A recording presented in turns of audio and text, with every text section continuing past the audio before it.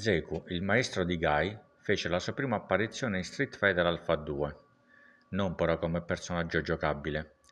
Lo vediamo, infatti, nel finale di Guy, ove lo si vede combattere contro il suo amato allievo, non con l'intento di ucciderlo, ma semplicemente con lo scopo di saggiare le sue capacità e di constatare se ha fatto crescere l'arte che lui stesso gli ha insegnato, facendola evolvere, perché è questo lo scopo di un vero maestro, migliorare la propria arte in modo che questa diventi sempre più potente ed efficace. Zeku è il 38° Gran Maestro della scuola di Bushin-Ryu Ninjitsu, arte marziale avente più di 600 anni di storia.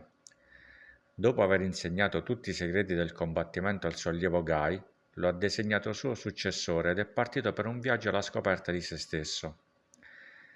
Zeku ha lunghi capelli grigi e bianchi, marroni nella sua forma più giovane, con frange che gli coprono gli occhi. Nella serie Alpha i suoi capelli sono castani e indossa un vestito identico a quello di Guy, solo che il suo è verde. Questo costume è presente anche in Street Fighter V come suo terzo costume alternativo.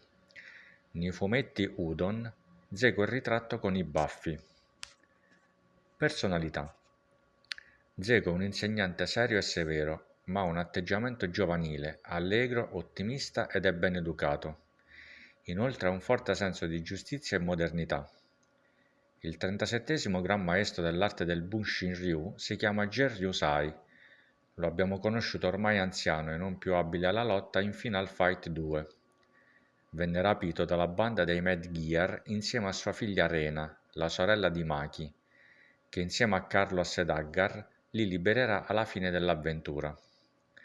Gen Sai aveva insegnato a Zeku l'arte del Bushin-Ryu Ninjitsu, ma quest'ultimo aveva appreso, non ci è dato sapere come, anche delle tecniche di Taijutsu, inglobandole nel proprio stile.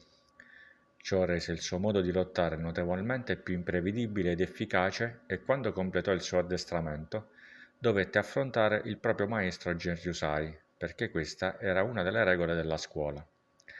Zeku riuscì a vincere il suo saggio ed esperto maestro, anche perché, oltre ad imparare ciò che da lui gli fu insegnato, fu talmente geniale da perfezionarne le tecniche, integrando il tutto con le mosse del Taijutsu. Alla fine del combattimento, Zeku non volle ucciderlo, come invece le severe regole della scuola avrebbero imposto. Preferì risparmiarlo, dato che Gen Sai era stato per lui come un padre, e partì senza una meta precisa in giro per il mondo.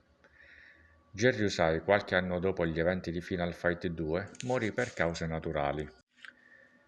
A Zeku piace parlare con se stesso, ma la sua non è una riflessione ad alta voce con la propria coscienza. Quando dico che ama parlare con se stesso, intendo dire che gli piace conversare con la sua forma più giovane.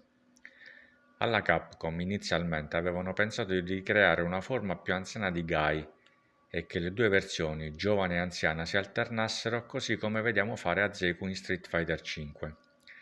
In seguito però questa idea venne accantonata perché creare una forma alternativa di Guy, personaggio noto in tutto il mondo, fu considerata inappropriata. Nessuno avrebbe ritenuto credibile il fatto che, dopo tante apparizioni, a partire da Final Fight, per poi passare per i vari Street Fighter Alpha e via discorrendo, nessuno fosse a conoscenza di questa sua caratteristica. Fu così che la scelta cadde su Zeku, di cui non si sapeva praticamente nulla, a parte che fosse il maestro di Guy. La sua storia e le sue caratteristiche potevano essere create ex novo, senza rischiare di scontentare i fan. Durante lo sviluppo del personaggio si è pensato di rendere omaggio a Hiryu, il famoso protagonista della serie Strider, sempre della Capcom. Fu così che nella sua forma più giovane le sembianze di Zeku vennero rese molto simili a quelle di questo famoso personaggio. Quando Zeku raggiunse l'età in cui un uomo può definirsi maturo, si mise in cerca di un successore al quale trasmettere la propria arte.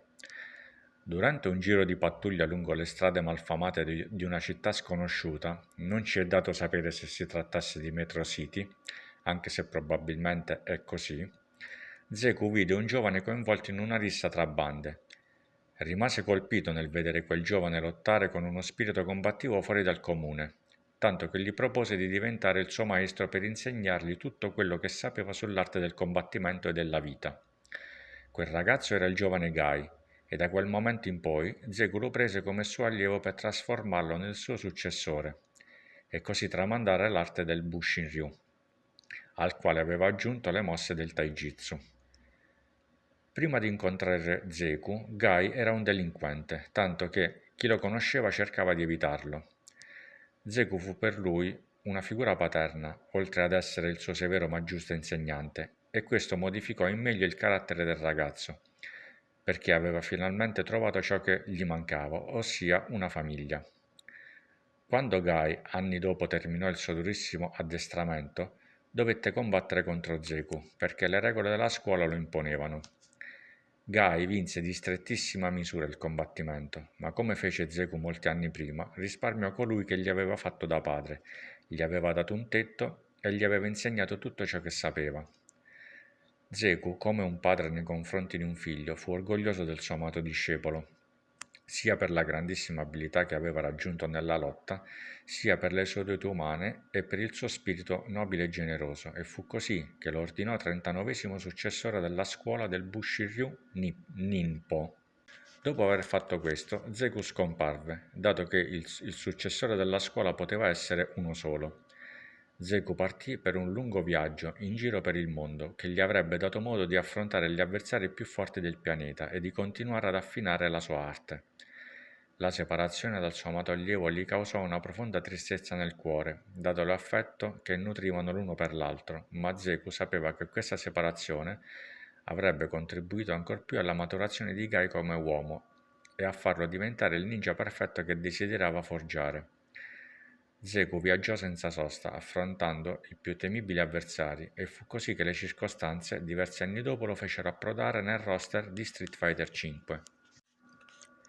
In Street Fighter V, Zeku ha offerto a Karin i suoi servizi di sabotaggio e spionaggio, ma non è chiaro se lei lo abbia assunto oppure no. Zeku si è anche offerto di aiutare Cody nel suo ruolo di sindaco di Metro City. La sua idea era quella di rimanere nell'ombra e di sbrigare per lui gli affari sporchi.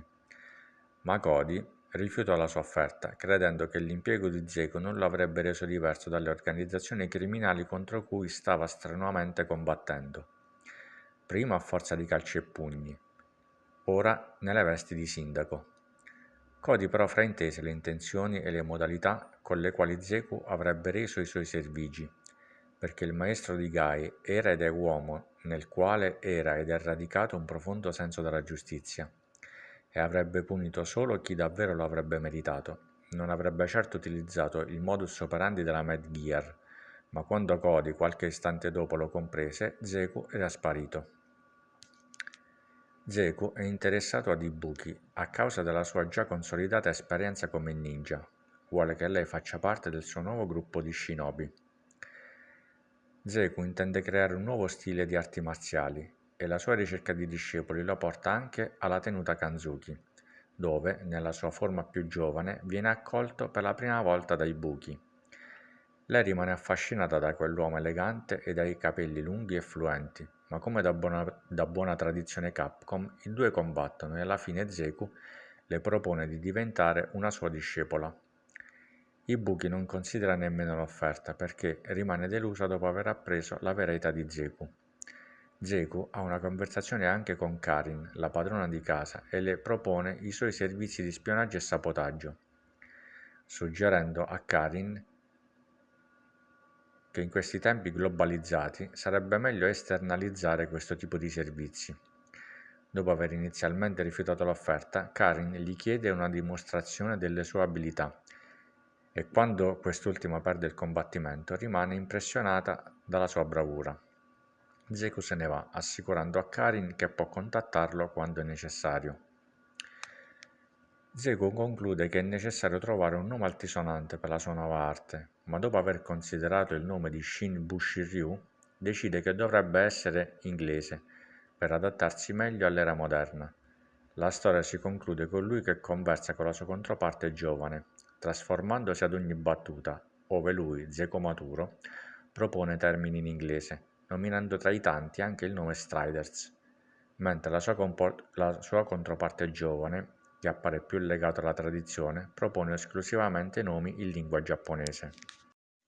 Spero che questa prima parte del video vi sia piaciuta, io vi saluto e vi rimando alla prossima. Ciao!